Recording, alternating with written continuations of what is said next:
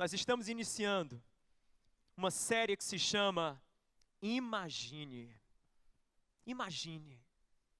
Imagine se você tivesse estudado mais no tempo de escola. Quem já pensou isso? Ah, se eu tivesse estudado mais.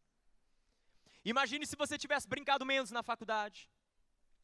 Imagine se você, essa aqui é forte, se liga aqui, ó. Se você tivesse guardado o coração, quantas decepções afetivas você teria evitado? Ai, ai, ai. Imagine se você, em vez de ter gastado, tivesse, olha aí, economizado, Marquinhos. Quem nunca? Quem se identifica? Todo mundo já. Quando a gente compra 4 coisas, só precisava de 2, e depois a gente diz assim, pra quê? Imagine se, quantas vezes a gente olha para a nossa vida e fazemos a seguinte reflexão: se eu pudesse voltar no passado, se eu pudesse voltar no passado, será que só sou eu aqui? Se eu pudesse voltar lá no passado, eu consertaria, aquela conversa seria diferente, eu não teria falado aquelas palavras, eu teria engolido elas de volta, como eu queria. Quem aqui já teve aquela conversa que você disse assim, por que é que eu falei? Se eu pudesse voltar lá atrás, as minhas atitudes seriam outras, eu teria tido mais autocontrole naquela circunstância. Todos nós, é algo do ser humano, a gente olha para trás, muitas vezes com olhar de arrependimento. Afinal de contas, tomamos escolhas lá atrás que não foram sábias. O fato é que o passado é virtual, a página mudou. Não dá para você voltar lá, não dá para você comprar um passe para visitar o passado. Esse passe não está disponível para venda. Mas uma coisa você pode fazer, você pode mudar escolhas no seu presente.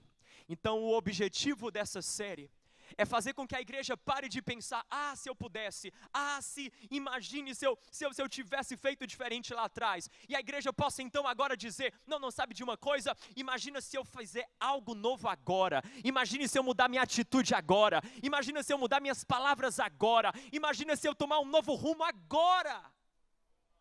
Eu quero que você guarde isso para a gente começar. O teu passado é imutável, mas o teu futuro é totalmente moldável. O teu passado é imutável, ele está engessado, não adianta mais. Mas o teu futuro está na mão das escolhas do teu presente. Então, igreja, a gente precisa aprender a ouvir o Deus que tem planos para nós de futuro. O profeta Jeremias fala, o Senhor tem planos para vocês de futuro e de esperança. Deus torce pelo nosso futuro, mas por mais que Ele queira nos abençoar com um futuro de vida, Ele não pode. Se nós não tivermos escolhas acertadas, hoje, aqui, agora, no nosso presente. É por isso que Deus quer usar essa série para nos ensinar a termos escolhas diferentes, agora, hoje, no tempo que você tem aí na sua mão. Imagine-se, na primeira parte dessa série, que é a parte que nós hoje discutiremos, falarei sobre o temor do Senhor. O nosso tema é, imagine se eu fosse mais temente a Deus. O temor do Senhor é um princípio extremamente fundamental. Para quem lê a Bíblia, você sabe disso. A todo momento a Bíblia nos ensina a temer a Deus. E antes de falar o que é o temor do Senhor, deixa eu desconstruir aqui algumas ideias que as pessoas têm sobre o temor do Senhor. Tem gente que acha que temer a Deus é ter medo de Deus. Não, temer a Deus é assim, Deus existe e Ele é forte, poderoso, Ele está lá longe.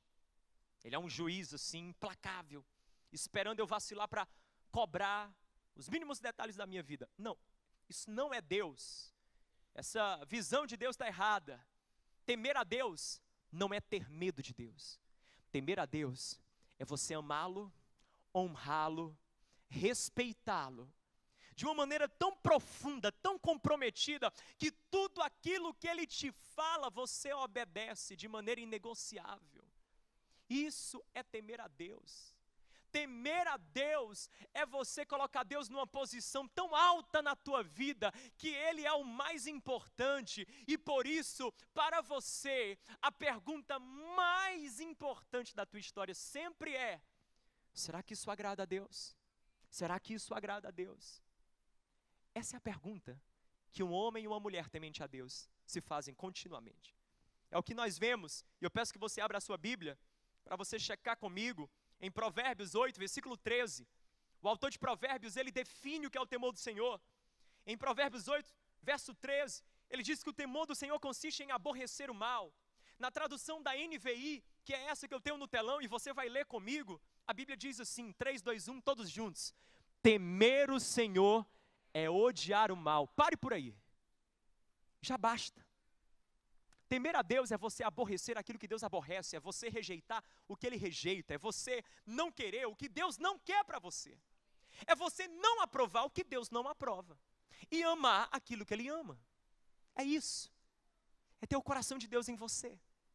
Isso é o temor do Senhor. E para falar sobre como o temor do Senhor muda radicalmente a nossa vida, eu quero usar um paralelo entre dois personagens bíblicos, José e Sansão. Nós veremos que José e Sansão começaram a vida de maneira muito parecida, mas terminaram de maneira totalmente distinta. E a razão foi: um decidiu pelo temor do Senhor, o outro tomou decisões sem o temor do Senhor. Eu vou começar com José, e para isso eu preciso de um voluntário, claro, um homem jovem, para ser José. Opa, Paulinho, você foi eleito pela parte da igreja que está aqui na frente, então, não sei quantos conhecem o Paulo Basílio. Paulo Basílio é um supervisor aqui do A13 Uni, mas já comprometido. Você vai ser o meu José daqui até o final, tá bom? Só lembrando você sobre isso. Acho que você vai ter que tirar a jaqueta. Com certeza. Porque na época de José não tinha jaqueta. Então, aqui está José, vem para cá, José. A história de José, ela começa em Gênesis capítulo 37. Quem gosta de história aí? Gênesis 37 fala que José era um dos filhos dos 12 que Jacó tinha. Quantos filhos Jacó tinha? Ele era um dos 12, sendo que Jacó tinha um favoritismo com José, porque José era o filho da velhice de Jacó, ou seja, quando Jacó já tinha tido todos os filhos e pensava que a fábrica tinha fechado, apareceu Raquel com o menino. Então José deu uma animada na terceira idade de Jacó. Então José era o Zezinho do Jacó, era um amado. Ele amava tanto José que ele deu uma roupa especial, uma túnica longa para José. Olha que interessante, você diz: João, mas tá, por que Jacó deu essa túnica, e essa túnica significa que ele era realmente o favorito do papai? Olha aqui para mim, escuta aqui, ó. Essa túnica não permitia o jovem trabalhar, porque uma túnica longa não dá mobilidade. De modo que quando Jacó deu a túnica para José, que era bem complicada de ser colocada e vestida, como vocês podem notar, que dirá ele trabalhar, não é? Quando ele ganha essa túnica, é como se Jacó estivesse dizendo para ele: José, você não precisa trabalhar. Você não é como seus outros irmãos. Você é o filhinho do papai. José amou esse negócio, né? Mas a Bíblia diz que por causa disso, os irmãos de José começaram a criar um ódio com ele. Como se não bastasse, José teve um dia que ele teve um sonho. E nesse sonho ele viu os irmãos, a família, se curvando a ele. E ele resolve falar do sonho para os irmãos. Ele chega e diz: olha, eu tive um sonho. E no sonho eu vi vocês representados por molhos de trigo. E eu era um molho de trigo maior. E eu ficava no centro e vocês se curvavam a mim. Olha como eu vou ser importante. Aí os irmãos que já não gostavam dele passaram a odiar ainda mais. E começaram a dar um jeito, pesquisar uma forma de, enfim, se livrar de José. Aqui eu abro um parênteses e falo para você: cuidado com as pessoas para quem você compartilha os teus sonhos. Porque gente que não sonha vai tentar colocar o teu sonho num buraco. Gente sem visão questiona o teu sonho antes de encorajá-lo. Gente que não sonha pergunta sempre o como. Você diz, eu tenho esse sonho, a pessoa, mas como é que vai dar certo? Você não tem nada, como é que vai ser? Você não pode, como é que vai? E quem vai deixar? Como é que você vai chegar? Como é que você? Como? José foi contar para os irmãos criaram um ódio terrível desse José, e eles decidiram, a gente vai se livrar dele. Um belo dia, quando Jacó manda José dar uma olhada no que é que os irmãos estavam fazendo, uma espécie de auditoria do papai Jacó, ele vai, e ao chegar os irmãos falam, agora a gente pega ele. Pegaram José, lançaram ele num buraco, e a primeira caravana de ismaelitas que passou, eles venderam José como escravo para aquela caravana. Pois é, complicada a situação. Venderam um irmão. E esse irmão vendido, ele foi repassado. Os ismaelitas venderam José para um homem chamado Potifar. Pode se assentar aqui na sua segunda cadeira, a segunda parte da vida dele. Potifar.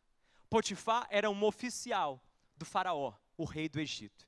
E ali na casa de Potifar ele ficou como escravo. Aí você diz, não, mas ok, tudo bem. E aí, o que é que tem essa casa de Potifar?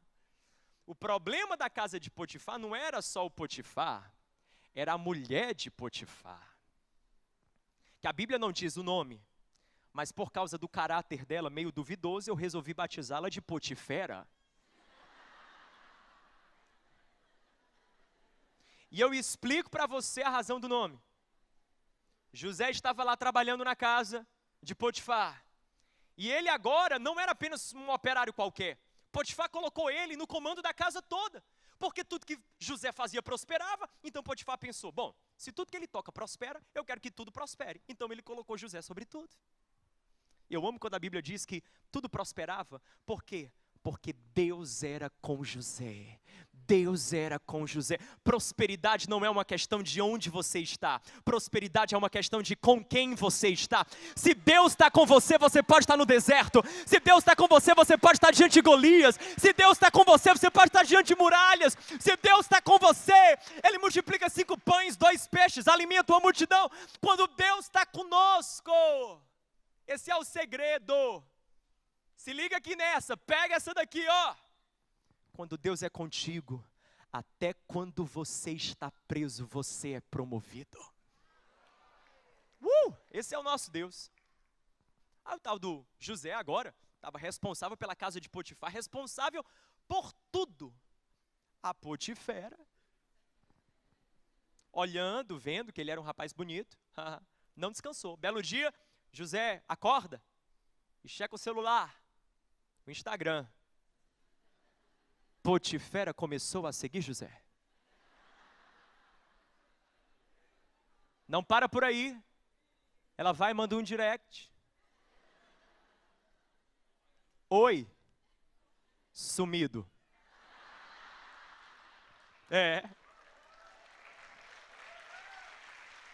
Se tem Potifera aí, ó, na tua vida você já está ligado, né? Porque é que Deus te trouxe para esse culto. A Potifera literalmente mandou uma mensagenzinha, ela não parou por aí. A Bíblia fala, está lá, Gênesis capítulo 39, claro que não nesses termos, com os termos da época, estou contextualizando, é a tradução do JV de hoje. A Bíblia fala que ela insistiu, ela foi assediar José, ela falou, ô José, vem cá fazer uma faxina no meu quarto. Tranca a porta, fecha, para a poeira não sair. Ela começou a assediar o tal do José, e o José saiu e se livrou daquela tentação com uma frase que eu quero compartilhar com você, porque isso me chama a atenção no caráter de José. A Bíblia fala em Gênesis 39, do verso 6 ao 10, que José olhou para ela e disse, como poderia eu então cometer algo tão perverso e pecar contra Deus? Ninguém estava vendo José, Potifar não estava vendo José, mas ele disse, Deus está vendo a minha vida. Como eu posso pecar contra Deus? José escolhe pelo temor. Quando você teme a Deus, você diz consigo mesmo, como é que eu posso pecar contra Deus? Quando você não teme, você dá uma desculpa e diz, mas como é que eu podia resistir? Quem teme diz, como eu poderia pecar? Quem não teme diz, como eu poderia resistir? José tinha algo chamado domínio próprio. E eu digo isso, sabe por quê? Porque desejos todos temos. A diferença é se os desejos estão sob o nosso controle ou se eles estão no controle da nossa vida. O domínio próprio é o fruto do Espírito que faz com que os teus desejos estejam sob controle. Na vida de José, claro que ele tinha desejos, estavam sob controle.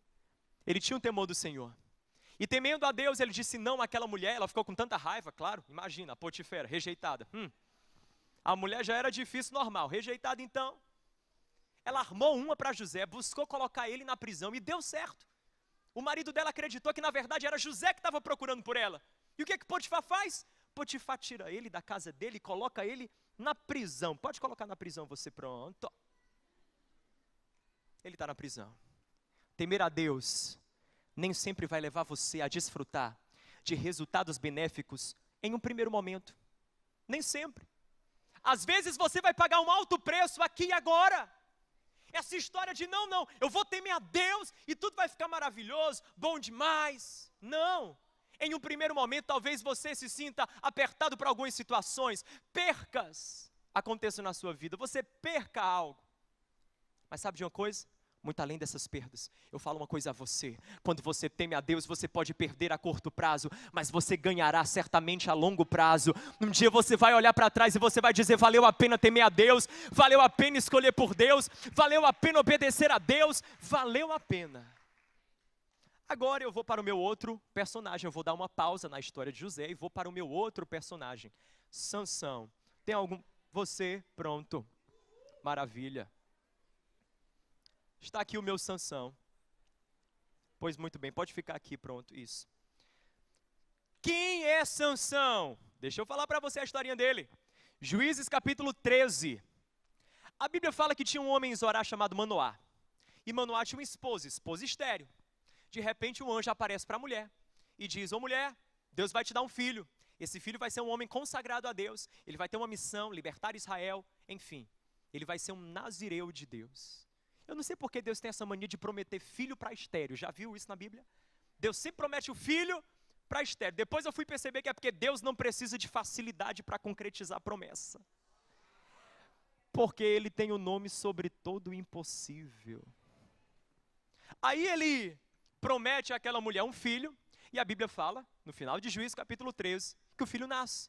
E ela chama ele de Sansão. Diga Sansão. Sansão. Agora Sansão, ele estava aqui na casa dos pais, você pode se assentar aqui, porque esse é o primeiro episódio. Note que começa muito parecido com José. Filho de mistério, promessa de Deus, dotado de uma habilidade sobrenatural. Ele era dotado de uma força descomunal. E ele, por causa do seu voto de nazireu, ele tinha uma particularidade, ele não podia cortar o cabelo, porque esse era o voto. Sabe, o cabelo era como se fosse o sinal externo de um compromisso interno. É como o batismo. É uma evidência externa de um compromisso interno. Ele era um nazireu, não cortava o cabelo. E esse cabelo grande evidenciava o quê? Que ele tinha um compromisso profundo com Deus. Então eu vou dar um jeito aqui em você. Porque, claro, óbvio.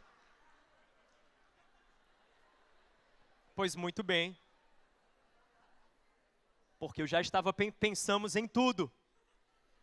Agora, muito bem. Sim. Sansão era exatamente assim. Tem coisas que só acontecem na igreja. Sansão, ele trilha um caminho diferente de José. José trilhou o domínio próprio. Sansão caminhou pela luxúria. Em Juízes capítulo 14, a Bíblia fala que o tal do Sansão, ele viu em Timina uma mulher, e olha o que ele fala, Juízes capítulo 14. Olha a frase de Sansão para os pais. Ele fala, eu vi uma mulher filisteia em Timina, consigam essa mulher para ser minha esposa. Ele olhou, gostou e disse, eu quero ela. A vida dele era dominada pelo desejo. Ele queria uma coisa, satisfazer o eu dele, ponto final. Isso é luxúria. Se o domínio próprio é quando os nossos desejos estão sob controle, a luxúria é quando os nossos desejos estão no controle. Sabe o que foi que ele fez? Ele foi até Timina, a fim de noivar com aquela mulher, de casar-se com aquela mulher. Você pode mover para o segundo episódio da sua vida. O noivado de Sansão, Juízes, capítulo 14. Ele foi atrás. Mesmo os pais falando para ele, mas Sansão, essa moça não é nem do nosso povo, não conhece o nosso Deus, não interessa, eu quero. Porque gente dominada pela luxúria, gente cativa pelo desejo e pela vontade, não escuta ninguém. A mãe fala, não escuta. O pai fala, é besteira. O irmão fala, não sabe de nada. O líder fala, está se enxerindo na minha vida. O pastor fala na pregação, contaram para ele a minha vida. A gente se blinda, se guarda, se fecha. A gente só quer conselho que amacia o nosso ego.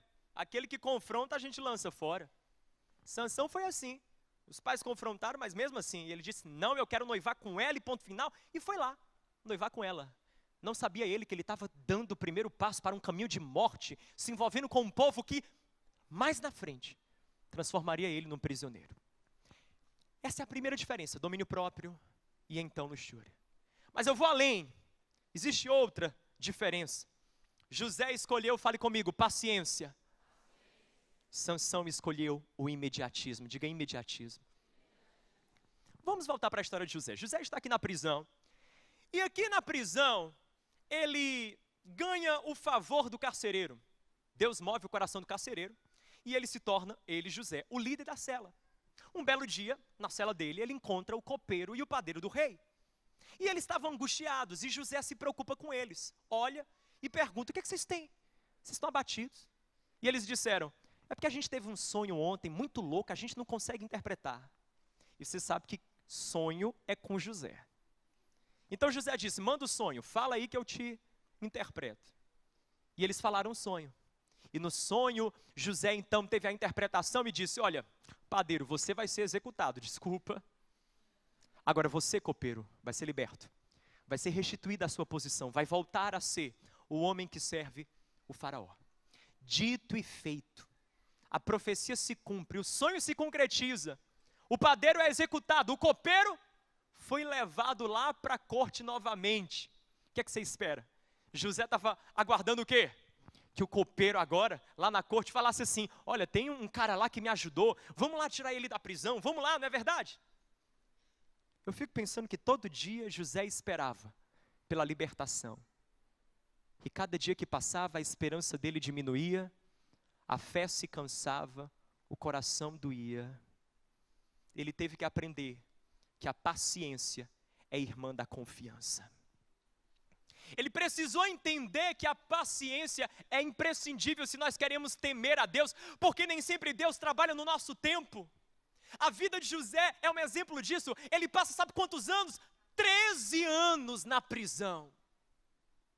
13 anos com paciência. Não apenas esperando, porque ter paciência e esperar são duas coisas diferentes. Escuta bem isso, anota e guarda. Paciência é esperar com a atitude certa. Tem gente que espera, mas não é paciente. Porque tem gente que espera reclamando. Tem gente que espera murmurando. Tem gente que espera desafiando Deus. Tem gente que espera virando as costas para Deus. Tem gente que espera buscando outras opções, negociando princípios. Esperar e ter paciência são duas coisas diferentes. Mas aqui está um homem que teve paciência. Agora Sansão não era nada de paciente. Você consegue olhar e ver paciência nisso? Não consigo. Sansão, ele era imediatista. Você percebe que em Juízes 14, ele olhou para a mulher, gostou e já queria ela. Nem pensou, nem consultou, nem orou. Não, eu quero aqui agora, tchau. Ponto final. Imediatismo. O imediatista, ele troca o seu propósito por uma proposta. Cuidado com isso, porque às vezes tem propostas diante de você que estão apenas servindo para aniquilar o teu propósito. E você está recebendo, assimilando isso, sabe, engolindo, colocando para dentro sem seleção nenhuma. Por favor, o imediatismo pode conduzir você às piores decisões da sua vida. Paciência imediatismo. A Bíblia não para por aí. A diferença entre eles vai além. José, ele foi altruísta, diga altruísmo. Sansão, ele foi egoísta, diga egoísmo. Você percebe que aqui está um homem que olhou para os amigos da cela e se preocupou com eles? Ele olhou e disse, por que vocês estão assim? Deixa eu ajudar vocês. É um sonho? Eu vou interpretá-lo. É tão interessante que foi o altruísmo que tirou José da prisão, porque um tempo depois, quem teve o sonho não foi mais o padeiro, nem o copeiro, foi o faraó. Agora, Sansão, você acha que Sansão era altruísta ou egoísta? Olha para cá e me responde. Egoísmo, ele só pensava em si. Ele dizia, eu que importo, são os meus sonhos, meus planos, é o que eu quero, e se você quiser, tá entendendo, viver comigo, você vai ter que me engolir, ponto final. Que se exploda. Egoísmo. Foi egoísmo que levou Sansão até esse lugar chamado Gaza. Pode sair daí. Afinal de contas, eu quero falar para você, o noivado de Sansão não deu certo. Não deu. Porque no dia da festa de noivado teve uma confusão. Sansão matou mais de 30 pessoas. Meu Deus, o noivado se rompeu, se desfez. Eu que não queria estar num noivado desse. E aí Sansão vai para esse lugar chamado Gaza. E em Gaza ele encontra uma prostituta, tem um caso com ela, mas o caso é curto, só dura um versículo. Porque no versículo seguinte, ele já conhece a tal da Dalila. Aí com a Dalila, você sabe como é, né? Com a Dalila ele se envolve, ele fica lá com a Dalila e ela vai. Conhecendo o tal do Sansão. Presta atenção. Conhecendo o tal do Sansão, persuadindo, seduzindo ele, ele vai caindo ali na lábia da Dalila. De repente, a Dalila descobre a força de Sansão. Ela descobre que a força de Sansão estava associada ao voto dele, porque o voto dele estava ligado à consagração dele, e a consagração dele estava ligado à relação que ele tinha com Deus, e sem Deus, meu amigo, você não é nada. Então, o tal do Sansão, ele descobriu, ele disse, a Dalila, aliás, descobriu, disse, está ligado ao voto dele, ao voto de Nazireu, está ligado ao cabelo. Se a gente tirar o cabelo, pronto, ele perde a força. Dito e feito, a Dalila foi lá, quando descobriu que o segredo dele estava no cabelo, chamou os filisteus, eles cortaram o cabelo. E ele perdeu a sua força. Luxúria, imediatismo, e agora, como se não bastasse, egoísmo. Ele só quis pensar nele. Ele pensou em Israel, no povo dele? Diga não. Ele pensou na família? Ele pensou no propósito dele, na missão dele, nos valores dele. Ele pensou no Deus dele. Ele pensou nele. Até quando a sua vida vai caber só você? Só tem espaço para você. Até quando os seus planos só vão ter ambiente para o seu eu, para o seu ego? Até quando você vai servir o seu eu e não o seu Deus? Sansão viveu nesse egoísmo. Mas não para por aqui. Eu finalizo com um último ponto ainda. A diferença entre José e Sansão: José escolheu pelo perdão, diga perdão. Sansão escolheu pela vingança, diga vingança. José agora está no governo do Egito. Uma fome assola aquela região. Pessoas de todo lugar vão ao Egito atrás de alimento. O que acontece? Os irmãos de José vão até o Egito buscar alimento. E os irmãos de José precisam pedir alimento para quem? Para José. Olha a ironia. Os irmãos que o venderam, os irmãos que entregaram ele como escravo, aqueles ismaelitas, agora estavam implorando por alimento. A profecia se cumpria. Eles se curvaram diante de José, pedindo por ajuda. A história é cheia de entradas, saídas, é um drama, bem mais permeado de detalhes do que a forma como eu estou contando, mas o ápice desse encontro de José com os irmãos é quando em Gênesis 45 ele olha para os irmãos e fala para eles: eu sou José, aquele que vocês venderam como escravo, eu sou esse José. Mas não se preocupem, não foram vocês que me levaram até aqui, foi Deus que me trouxe até aqui. Deus. José entendia que às vezes Deus, para nos tirar de onde nós estamos e nos colocar onde precisamos estar, Ele faz a gente pegar alguns transportes indesejados. Ele atravessou um caminho de dor, mas ele chegou no destino dele. José olhou para os irmãos e perdoou, e houve uma reconciliação, e ele voltou a ter contato com o seu pai Jacó. Esse é o desfecho da história de José. Ele acaba honrado, ele acaba no governo do Egito, próspero, cheio de paz, junto da sua família. Perdão, ele escolhe o perdão, mas Sansão sempre que podia escolhia a vingança. No seu noivado, quando tentaram enrolar ele foi e matou 30 homens. Depois que ele soube que a mulher que ele gostava tinha sido dada em casamento para outro, ele foi lá e matou tantos outros.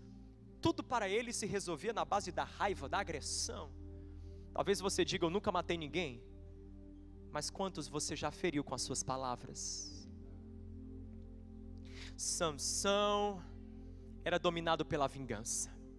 Sabe o que acontece? E eu vou te contar o fim da história de Sansão.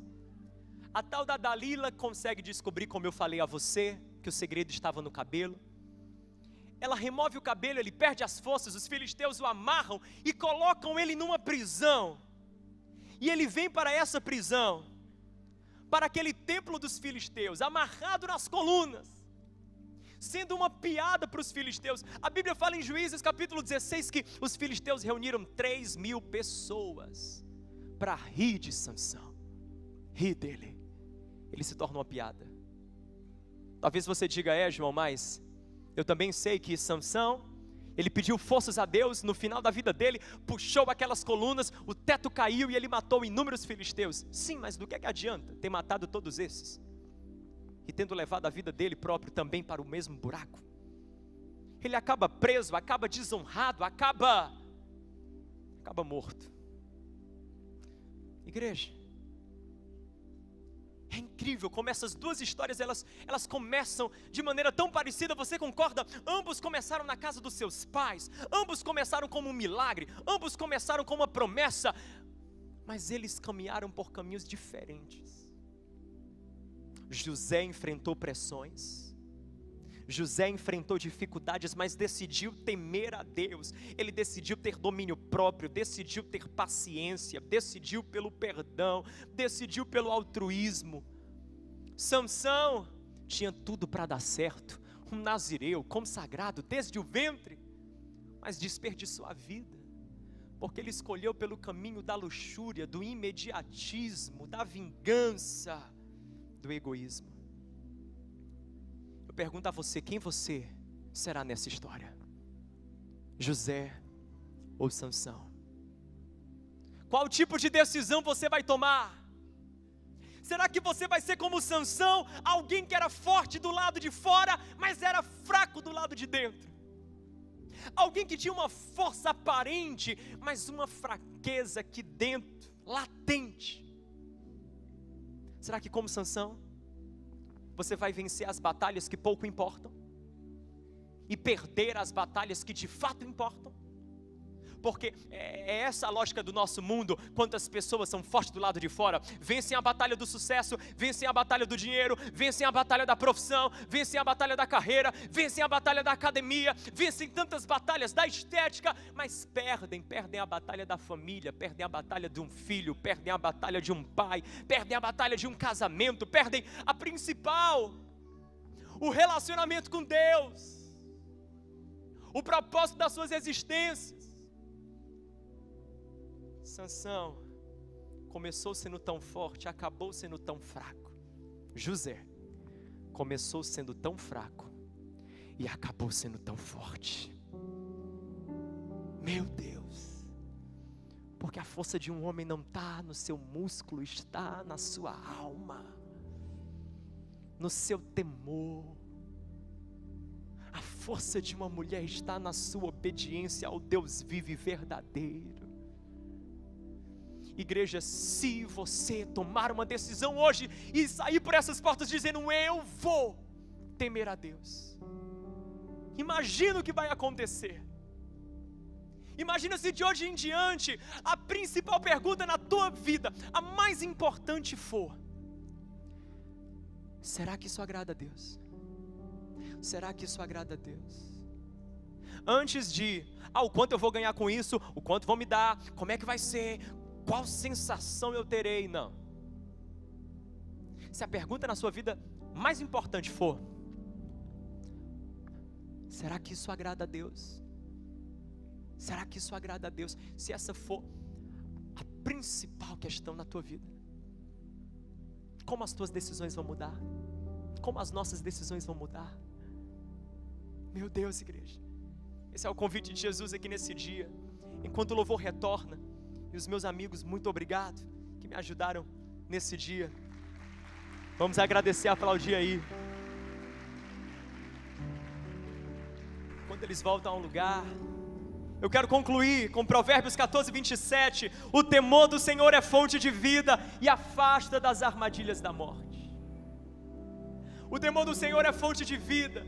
Você quer ter vida, vida em abundância? Tema Ele, honre-o, ao ponto de obedecer o que Ele te fala, ao ponto de agradá-lo, ser o que há de mais importante na tua história. Eu digo para você, na autoridade do nome de Jesus: para de brincar de viver. Para de brincar de viver, o tempo está passando, as oportunidades estão cessando, os capítulos estão virando. Você já enfrentou dores, perdas, problemas.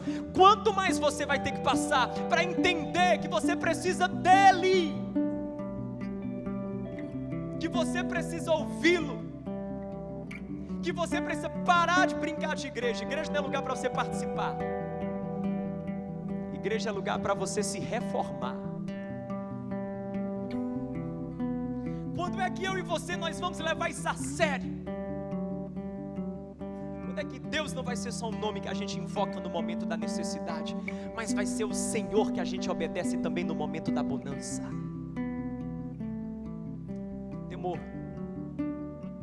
Temor, talvez você diga assim: João, é difícil para mim no meu coração, tem coisas que eu quero fazer do meu jeito. Eu convido você, tope esse desafio. Simples. Tire um ano da sua vida e diga: Deus, durante esse ano eu vou fazer aquilo que o Senhor pede que eu faça. Eu vou fazer inegociavelmente aquilo que a tua palavra me diz. Eu vou te temer e te honrar. Só isso, um ano, não mais, um ano. Eu rasgo a minha Bíblia, eu nego a minha fé, se a sua vida não mudar. Creio de todo o coração, porque é isso que a palavra nos ensina. O temor do Senhor é fonte de vida. O temor do Senhor é fonte de vida. Sansão escolheu não temer, José escolheu pelo temor. Hoje, a escolha não é mais de José, nem mais de Sansão. A escolha é sua. Você pode ficar de pé no seu lugar.